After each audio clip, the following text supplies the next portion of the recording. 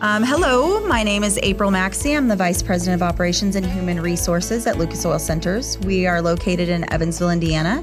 We provide automotive preventative maintenance and services to our customers. We also have a car wash at our East Side location. While our mission statement is happy people with smiling faces, serving our community one car at a time, our motto over the past several years has evolved to we aren't just changing oil, we are changing lives. Our goal during the month of October is to spread breast cancer awareness through promoting early detection and highlighting a local family currently in the fight whom we can bless through our month of Breast Cancer Giveback. This year, however, we have been able to help 2 local families whom both share a passion in spreading awareness of early detection and the importance of your routine mammograms and being aware of family history.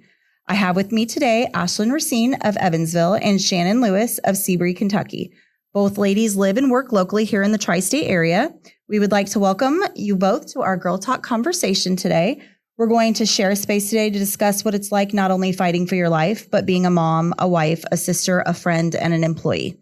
I'm going to have each of you introduce yourself, share your diagnosis, and where you currently are in your treatment, and then we'll dive right in. We'll start with Shannon. Okay. Well, thanks for having us, first off. So you introduced me. My name's Shannon Lewis, and I've actually was diagnosed back in May with stage 4 metastatic breast cancer. And how about you? My name is Ashlynn Racine. I was diagnosed the 1st of June with stage 3 metastatic breast cancer also. All right. From my personal experience through friends, every woman I have personally known with breast cancer has had a double mastectomy. Can I ask if that's something either of you have gone through or intend to? You may go ahead. Okay. I'm going to have that done. I go November 15th to have an MRI to make sure that the chemo has shrank the cancer to a point at which the surgeon feels comfortable. And then the 29th, I go for a pre-op visit for my bilateral mastectomy. And are they planning all this before the end of the year? I'm hoping. Okay. We're hoping to get that in for deductible reasons. Absolutely, and yes. everything else, but safety's first. So yeah. Hopefully the 29th, I'll find out. Okay. A good date. Yeah. How about you, Shannon? That was probably one of the hardest decisions I had to make as far as if I wanted to do the double mastectomy or the lumpectomy. I spoke with all of my healthcare providers. Of course, I have a team of doctors, and every one of them said in my case that the recurrence chance, there was no difference. And that I could do the lumpectomy. So I did choose to do the lumpectomy or the double mastectomy. So talking about mastectomy versus, how did you say that, lumpectomy? Lumpectomy. Mm-hmm. What's the difference between those two?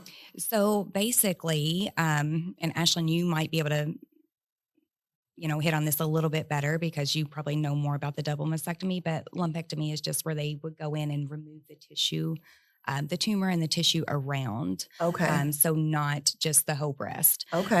And then obviously I had some lymph nodes too that they removed 5 of the lymph nodes. So okay. And you just had that done recently? I did. Okay. Yeah. That was a week ago yesterday. So, okay. Yeah. And you're recovering good from that, other than some of the stuff we talked about you weren't prepared for? Yeah. Took a day off work and then was back the next day. So yeah. Okay. Yeah, it wasn't That's great. that bad. So okay. I would like to ask where you both are in your treatment plans. I know, Ashlynn, you said you just had a treatment today. Is that right? Yes, today. Okay. So where are you at with everything? I have 16 chemo treatments that I was to undergo, and next week is my last one. Yay. Hallelujah. Thank goodness. Yes. Next week is it. I'll get to carry my little yellow balloon saying it's my last treatment. Absolutely. That's to celebrate for sure. And then after that, that's when the appointments start. And then after surgery, I'll have radiation at some point. Okay. And how about for you? Well, first off, Ashlynn, congratulations on almost being done with chemo. I know that's for sure. That's a big milestone right there. That's something that's just like a relief. Yeah. So I actually did 6 rounds of a regimen called TCHP, which is, it's basically 2 of them are chemo and then 2 of them are HER2 positive. Just immunotherapy is basically what it is. So I did 6 rounds of that. And then the 2 surgeries, I had the lumpectomy and then I had the spot on my liver, the microwave ablation on that. So now I'm waiting on radiation. So I go for my simulation November 6th and I'll start that the next week.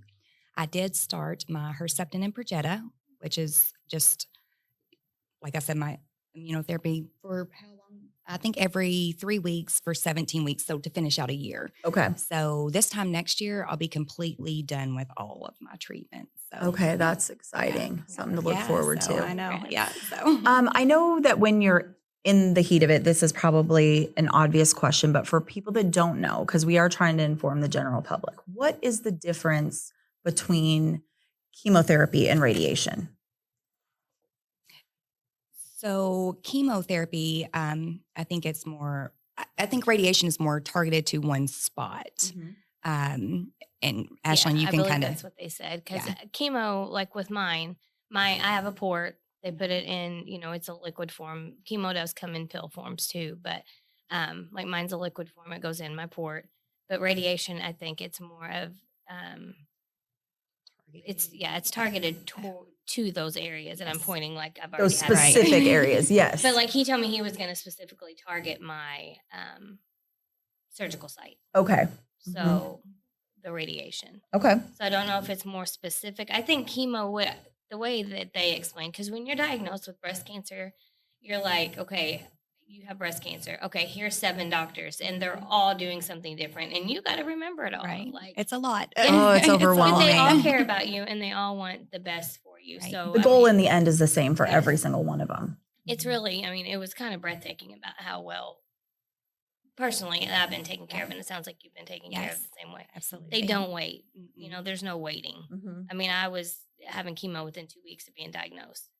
And you're both getting treatments in Evansville, is that right? Yes. I go to Gateway. Okay. And I'm an Ascension. So Okay, gotcha. Okay, well that's interesting. Yeah. So both two very similar situations, but at two different establishments. But I know Evansville is a hub for a lot of cancer treatments, oncology, and whatnot. And I do have a couple other questions for you guys. One of them is kind of another personal question. As a female who myself has not been through any sort of cancer diagnosis, let alone breast cancer, I think of myself, my own body, and breast cancer is such a personal situation. It targets such a piece of our femininity.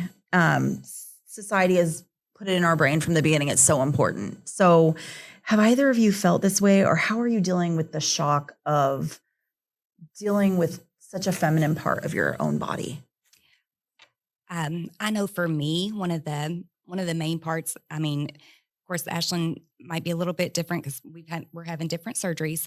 But one of my main things for me on this whole journey was, losing my hair. And I know that sounds so vain, but that's part of your identity. You know, that's part of you've had that hair since you were little. Yeah. So that to me was one of the hardest things to do. So I can And it completely. happened so quickly. it does. Yeah. You didn't have a lot of time to prepare. Like by the time you realize that you have breast cancer, like you're starting to, then you start your chemo, and then it's coming out. Yeah. Like, and it's not a little bit. Yeah. It's all of it. And and I do know people are like, well, it'll, it's just hair, it'll grow back. Well, that's easy for them. And I know they don't mean anything by it. Of course. That's just something, their way of making us feel better. But that's not the truth. It's not just hair to us. Yeah. It's not. Ironically enough, that is one of the things I wanted to talk about. And I'm going to skip ahead and come back to that because for me, it's going to sound so vain because for me, it does sound superficial, but my hair is so important to me. So I completely relate to feeling superficial about it. Right. But at the same time, as females, again, it's part of our femininity. It's part of our identity. And so I can only imagine never being in your shoes, having to go through that. What was that like? Like really the nitty gritty of it. Like, what was that like? That had to be somewhat devastating. Yes, you're fighting for your life, but that's just like a piece of, it's almost like a limb taken off of you in a way, Yeah, it definitely is. It was definitely emotional for me too. I think I was on my second treatment, and I went in before my first treatment, and they tell you, they didn't tell you when. They didn't tell me when I was going to start losing my hair. So I'm thinking there's going to be 3 or 4 or 5. You're going to have time to 16, prepare or maybe see little bits or.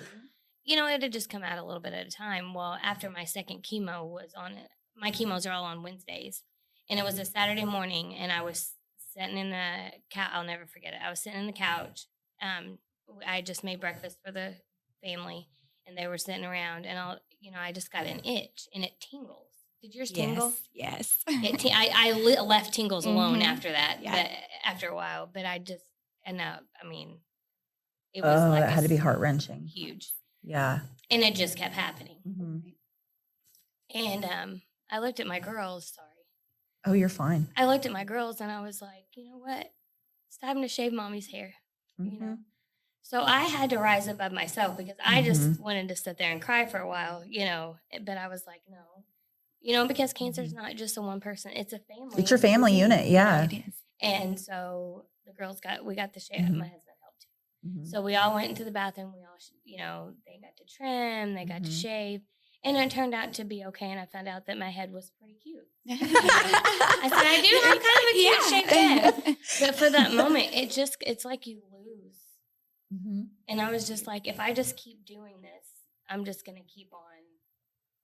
Yeah. And it's just going to be agony, day after day. It's falling off get on rid your of it. pillow when you're sleeping. When you're walking, there's, it's just so everybody would be different. And some people might try to savor it, but for you, that was what you chose to do. Yeah. Yeah. That's basically what I did too. Got to the point where, and kind of like you, I think I was just a couple weeks in and it started falling out. So then for about 2 weeks, I wouldn't brush my hair. Like I would just, pull it back because I was afraid like, and like, I'm not, I'm not going to brush it because I know if I brush it, that brush is just going to be full of hair and that's just more hair I'm going to lose. Mm-hmm. I knew it was eventually coming out. So we just, we had a little head shaving party is basically what we did. I said, let's just do it. Let's get it over with, and like you, it's kind of like, hey, my head's not that bad, It was the only bad thing about it. My scalp was so white. Yes, it was a pain. It never gets the sun. Yeah, I too. And I'm like, well, this looks awkward. So continuing with the hair conversation, I am always so in awe of women when I see them with their beautiful bald heads, and but I was so inspired the other day. Speaking of your cute bald head. When I logged into Facebook and I saw this amazing, proud woman, Ashlynn, standing there with a big smile on her face with her shirt that said, "My oncologist does my hair." Yes. And I was just like, yes, sis, that's awesome. So I just thought that was so cool. And I mean, what did that feel like to kind of show the world, this is what I look like. I'm proud. Yes, I'm fighting, but I'm proud. I wanted people to know that I'm really not. You have your sad days. Mm-hmm. I always say I cry in the dark sometimes, but that's not who I am. I want to be strong. I want to fight. And I want other people that are going through these kind of things to find that. And, I have an amazing support system, so that helps. Right. Nobody wants to see you sad, but they're there if you are. Yeah. They're there if you just need a day to wind down or get yourself back together. Yeah. Yeah. Pick up the pieces, carry on, There's no giving up in the journey. And I won't. So I got that shirt in the mail and I washed it and I was like, I'm going to do it. I loved it. Very cute. Yes. And I did it with my white hair. Very brave. Yes, very brave. Yes, very brave. And we are platinum. Yeah, hey, it's okay. And I will tell you something, Ashlynn can attest to this as well. These wigs, they are hot. They're itchy. So like every day on my way home to work and I'm like, I don't care. I just throw it off and throw it in the passenger seat. It's probably kind of a relief. It is. It's like, Well, and people wouldn't believe the price. Oh, yes. See, mine, and that's what, you would not believe the price of wigs. No. They're not. That's crazy. No, it's like a used car. Yeah, you're right. And I have a couple now, and I think I found a foundation that you can donate. Yes. To when I get done. So I think I'm going to donate that's those cool. wigs to, So that is really cool. Find somebody local maybe that needs them, that way they can have them as well. So, Well, I will tell you that a couple of our employees were talking at our event the other day that we had at Tri-State Speedway, and both of them were like, "Are they even in chemo? Like, what's going on?" I was like, "Yeah, those are wigs," and they were like, "What?" So. Yeah, I didn't. They could not believe it. They could not believe it. So, I mean, you both are beautiful anyway, but just so you know, nobody knows it's a wig. I mean, everybody knows now, but So Shannon and I kind of talked about how we both love podcasts. I don't know about you guys, but I love reading. So I started reading a book earlier this month. It's called The Fight for My Life by Kelly Motley. I hope I'm saying that right. It is a story of resilience and hope of a woman going through chemo while continuing her health journey as a semi-professional boxer, but she's also an entrepreneur. She has a marketing company. It's pretty cool. I found this book to be inspiring so far. I'm not done, but it brings up a question I have for both of you. The book represents fighting a battle you weren't necessarily prepared to fight, but in fighting, you're also fine-tuning your mind, your body, and your spirit to prepare and give yourself the best chance of survival. So my question for you guys, have you found that you are in the process of fine-tuning your mind, body, and spirit? And how are you doing that? How is your spiritual journey? And, do you find that health in other ways, like eating right, getting your fluids in, walking, whatever it is that part of the journey as well? In my diagnosis, and I'm sure yours, I wasn't planning on going through menopause at 40. Nobody asked me. Mm-hmm. I didn't agree. So chemo put you through menopause. I did not know that. Yes. Like bam, menopause. Like there you are, all of a sudden. Like I don't know how much deep but that's a whole nother layer of it. Yeah, that's huge. So there's things that haven't happened since July. Yeah. So wow. There's all those hormones. See, mine is like I was positive for like my estrogen and progesterone levels were like through the roof. So that in turn, when you shut those off, I mean that can make a really and mean just person. like that. Yeah. And that's oh, for how it sure. is. So I have to really find it, and I can feel it. There's a feeling in my stomach that comes that I'm like, okay, here. Like this is. I haven't named it yet. Yes. I'm thinking about naming. It deserves a name. Yeah, it does. Yeah. It's almost done. So hopefully, with radiation, it doesn't happen. But I have to take moments and I have to like step away because you do. I mean, you kind of turn into a 5-year-old. Like you pop off. You're like, who am I? What am I doing? Breathe. Why am I so angry? Like, look how great life is, Mm-hmm. And so a lot of times I'll just go and pray, to be honest with you. I'll just go and pray and I'll just be like, look, and I know you chose me for a fighter and that's what I'm doing. But right now, whatever is going on in my body, I'm giving it to you. Mm-hmm. Jesus, take the wheel, please. Please take that. And it doesn't happen all the time. And it's usually on Sunday, which is super weird. Like I'll have chemo on Wednesday and then on Sunday. And then by Sunday. But just Sunday. That is weird. I wonder if it's because it's so many days after, or if it's like almost a day where I can rest. So now my mind is going 100 miles an hour thinking of everything. And so as long as I stay above it, mm-hmm. I have to really stay and aware of it. Mm-hmm. Okay. And I'm kind of with Ashlynn as far as that goes too. It has put me into menopause too, and those hot flashes are something else on top of everything else that we have going on. And then it's like, you have hot flashes too. And like you said, I sent out an email the other day at work and it wasn't, I guess it really wasn't that bad, but when I read it back and I thought, that's not me, that kind of sounded really hateful, and I had to pick up the phone. I was like, hey, if that came across rude, I'm so sorry, Mm-hmm. because I looked back at it and I thought, I would normally say please and thank you. And it's just like, blah, blah, blah. To the point. And you're like, who is this person? Yeah. So, and as far as spiritually, I mean, I know this is probably not the right thing to say, but when I first got diagnosed and I was, God, why me? Mm-hmm. But then the more I thought about it and the more it went on, it was like, God, why not me? You pick your warriors, your Mm-hmm. strongest warriors. So Yep. why not me? There's something maybe that I'm meant to do, maybe I'm meant to spread the word, so. There's a bigger picture that there is definitely a bigger you picture. can't put your finger on it yet, right. but there's something else. Mm-hmm. Mm-hmm. Yep. Yeah. Well, that's cool. All three of us here are mothers. Shannon, you have grandchildren now. Yeah. You're young, they're young. You have a lot of life to live. So do they. I know you want to be around for all those things. And as mothers, we take on so much responsibility. And women like us tend to be the boss in relationships, at the workplace, whatever it might be. How has that been for you guys to have to step back and let somebody else maybe, take charge? Or maybe, I don't know about you guys, but I'm a type A personality. So I want to be in charge. And so when I have to step back and let somebody do it, it's hard for me. But you guys have physically had to step back for a minute.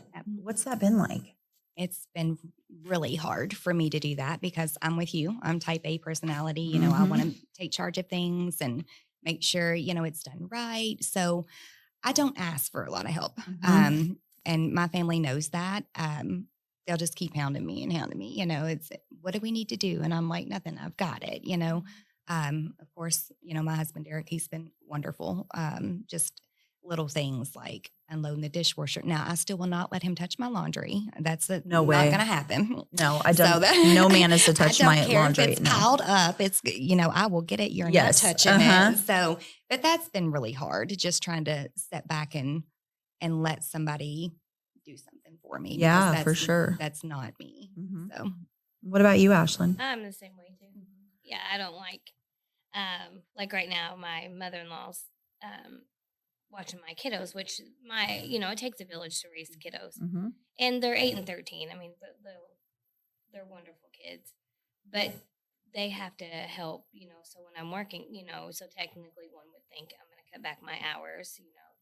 Well, no, I'm still going to do what's expected. So, but they've had to step up and help because my husband's out of town. He's been out of, you know, Monday through Friday. He's in. That's his job, right? He has to be gone. He travels. He's either in Georgia or Lexington. Okay. So he's not an option to help. But so when he comes back in the weekend, he wants to help, but I'm like, so he'll be in there.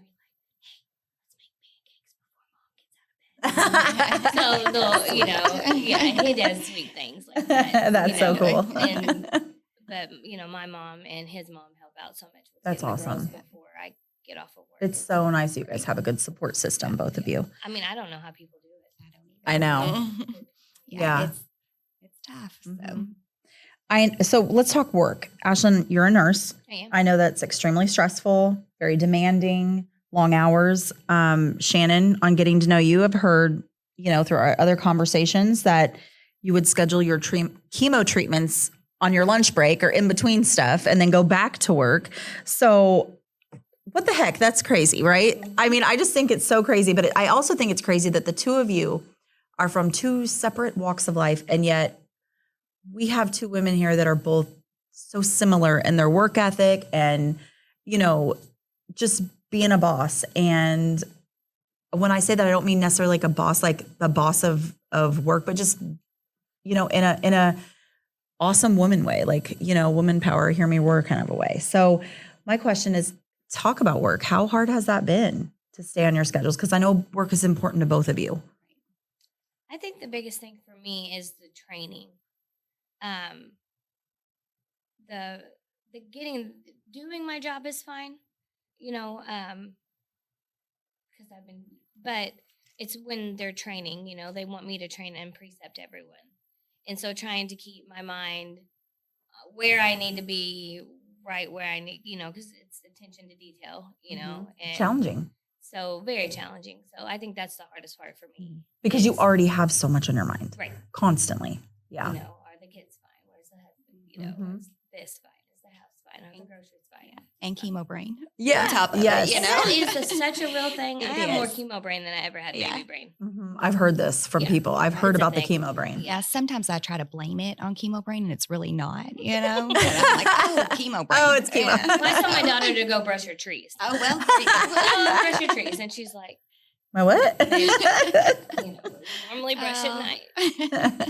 It's funny. As for me, like, I feel like that's kind of kept me going. I knew, you know, from day one that it wasn't going to slow me down. You know, I wanted to keep on moving, keep on doing everything that I physically could do.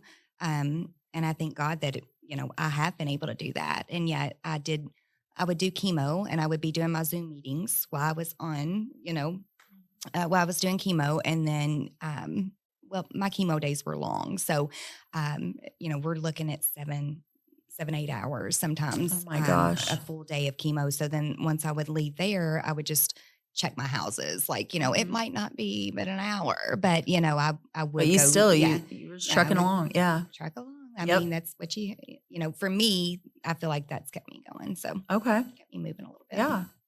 Well, that's awesome.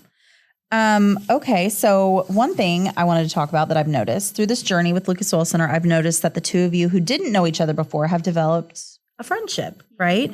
I haven't seen you guys encouraging each other on Facebook, and I want to know what it's like to share like a sisterhood, if you will, with somebody else going through something so similar. I'm in awe of her strength. Mm-hmm. I mean, that's what I just keep following her because I'm like, wow, yeah, we'll be friends for life. Yeah. Same. Yeah. I mean, and it's so powerful, and it's just like, wow. But ironically, I feel like if I'm speaking for you, I feel like she thinks the same about you. I do. Yeah, very same thing. So yeah, That's really cool. it is. But I think I read your post about after you had your liver. Uh-huh. I'm like, that girl, she is already back at it. Yeah, I know. I need to send her flowers. She needs to have. Yes, I wanted to do all these things. No, but I mean, she's an inspiration to me as well. I mean, and I feel like you're right. It is a sisterhood. We're experiencing something that you don't know until you go through it. You can read all about it. You can listen about, Even be a friend to somebody who's going through it. Right. A friend, a family member. But unless it's you and it's your own body and I know what she's going through. Yeah. I know that's why I was like, oh my gosh, I'm so excited about this last, this last treatment for Yeah. chemo. That's like a huge milestone. I mean, I threw myself a no-mo chemo party, because I was so excited. And Derek's like, you can't throw yourself your own party. I said, oh, yes, I can. I will. So, but it's definitely a sisterhood. So, well, I think you're both inspiring, but I want to ask about marriage. And let's be honest, like, how are your husbands really doing? Because when I met them, two incredible, just wonderful guys who clearly, just love you guys so much. But like, how are they really doing? I know they want to be strong and like have this perception like, oh, I'm strong, you're going to be fine, everything's fine.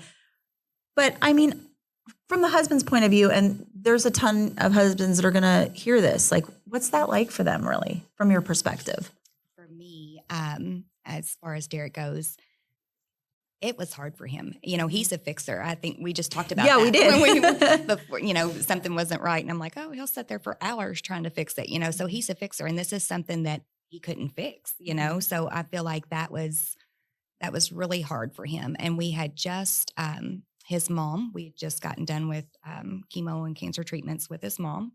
So, and at the time, never imagining it would be his wife next. Right. And so I think we finished up with her in December, was her last chemo treatment. And, she's doing great. She's in wonderful. NED, as they call it now, not remission. Yeah. So they call it no evidence of disease, and then turn right around in May. So it's like you have your mom and then you have your wife all within 6 months. So I think it was definitely hard on him. Yeah, for sure. Yep. Yeah. That's how Adam is too. He's definitely a fixer. So if there's ever any issues that would come up, let's just do this. And everything is positive. Him and I are literally yin and yang. Like, I'm the one that worries so much about things, especially if there's really an issue to worry about. I'm the one that's going to worry about it. And he's like, but it's fine. Like, we'll just do this. You'll finish this. And, hey, you only have 10 more chemos. And I'm like, you're like, 10 more? No, what does that mean? But he does. He loves me. And you can tell. And he does anything he can with the girls. Or if I would ask him to, hey, babe, I think I just need to go lay down for a minute. We'll go lay down. But he's a keeper. Supportive. Yes. Definitely keeping him. Yeah. Now, kids, how are your kids? I've met both of your families. They are both special.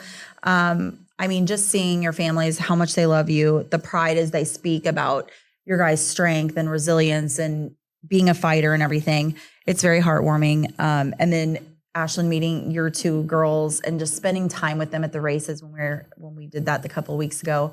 They're just so fun and spunky. Are you comfortable sharing some fears and encouragement to the listeners about your kids and how that's been going? There's definitely no guarantees with this, unfortunately. Of course, we're looking for, the cure and, mommy doesn't have breast cancer anymore and it's, hopefully won't come back and all this, but it's scary. Like, there's side effects to chemo that, just in general, and there's side effects to surgery, there's side effects to all this stuff. like I'm personally scared inside for them because, you know, I don't want them to grow up without a mom. Of course. Yeah. You know, I'm their person. Yep. But they are both I think they've got that from me too, which I'm super glad. They've got my heart. You know, Yeah, that was very obvious. Are so helpful and they're so willing. But Avery, the youngest, will tell everyone that mommy's got breast cancer and to just go ahead and pray. Oh, that's precious. Oh, yeah. So, and they're close. That's one thing I noticed about the two of them. They're very close. The 13-year-old's more, she's not shy, but in public, she's shy. She kind of wants to just be herself, but she is golden. I mean, she's very amazing. And then Avery, she's very outspoken and she's very like, let me tell you about everything. Yeah. Like everything's great and everything, you know, just. Something funny she said to me. I said, you like to talk a lot. And she goes, I'm Ashlynn's daughter, duh. That's her. Cute. Yeah, that's her. That's cute. Because I always tell, like, the whole thing, like, when I take them to school, you know, I always tell them, I said, hey, make sure you're being nice to somebody because not everybody's loved when they come home. That's absolutely true. And that's so, a great thing to teach our kids. Yeah. Hopefully they'll keep listening to it. But, I'm sure they will. You know, because I want them to feel that way too. Yes, you know, yeah. You're loved and you're cherished and, you know, you have all this, but not everybody does. Yep. So, and especially even through this journey, you know, that's gotten a lot tighter. I'm sure. Yeah. Not that it didn't have meaning before, you know. But it's different when you're staring at a situation like this. Very much so. Shannon, what about you and your boys? Well, my boys, you know, they're grown. So they're older, but I mean, so they don't really get to see the whole, when I'm sick from chemo and, you know, which I know that's probably really hard because we as moms try to mask stuff, you know, and kind of be like, oh, I'm good. You know, I'm okay. It's, you know, I'm doing just fine. I'm not sick. I'm this and that, you know. So I'm sure that's been tough as far as them, you know, being right there. So, and I didn't have that with my boys, which was maybe a good thing. But I mean, they're both so supportive, you know, anything that they can do to help. They're in their 20s, right? Yes, they are. Yeah. So anything that they can do to help and, you know, they're right there for me. So. And how old are your grandbabies? Let's see. Jetson just turned 6 months yesterday. And then Beckett is 3. Okay. So, yeah. It's exciting time. I know. And just to kind of go off what Ashlynn was saying, as far as, you know, us not knowing, I feel like that's going to be one of my biggest fears is like, okay, I'm going to get through all this treatment.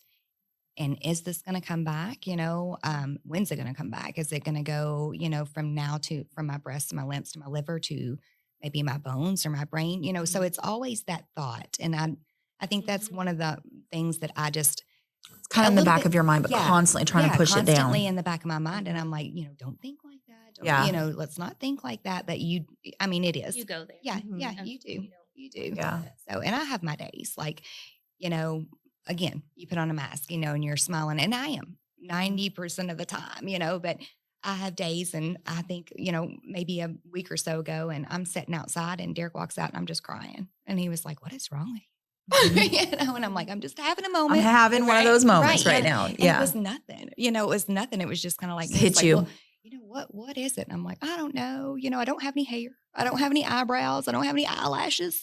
Right. Nobody knows this. Yeah. And I'm like, I mean, yeah, it sounds vain, but I mean, you know.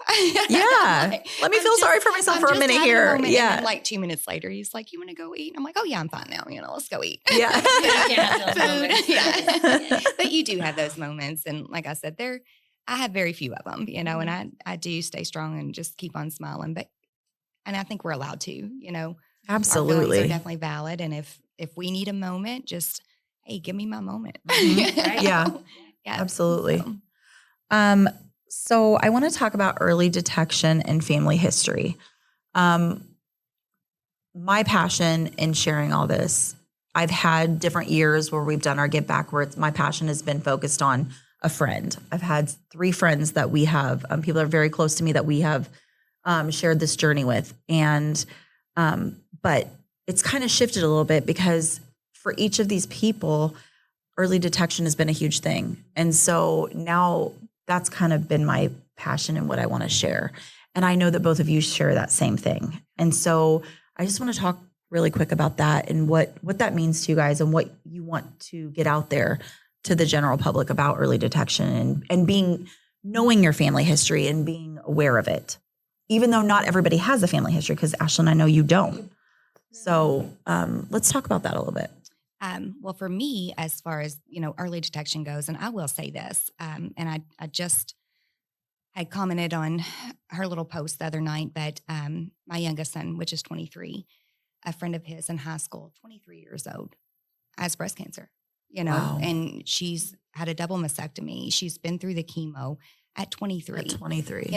It doesn't discriminate. It does not, you don't have to be 80 years old to have breast cancer, and so to me, it's like 40 now, they've moved it to 40 for your mammograms. I feel like it should be earlier, Mhm. I mean, especially honestly, if you have family history of it.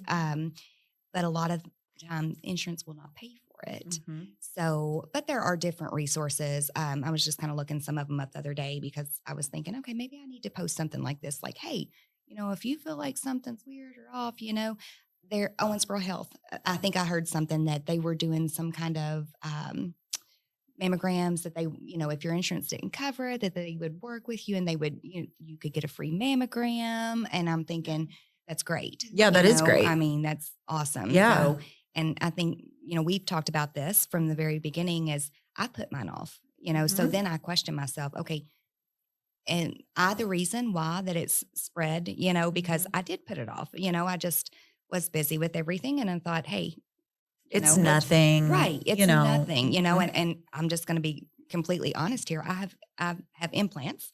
So, and I've had them for 10 years. So I just thought, hey, they're I'm not- old. yeah, right. That's They're exactly what I would It's be just thinking. these Yeah. old implants, Yep. and Mhm. it's nothing. But, and I kept saying it. And then I kept passing that mobile breast cancer bus, like all Like, the time. And you were like, yes. And I'm like, somebody yeah. is trying to give me a message here. And that was my sign, that was like, okay, let me just go ahead and call and make this thing.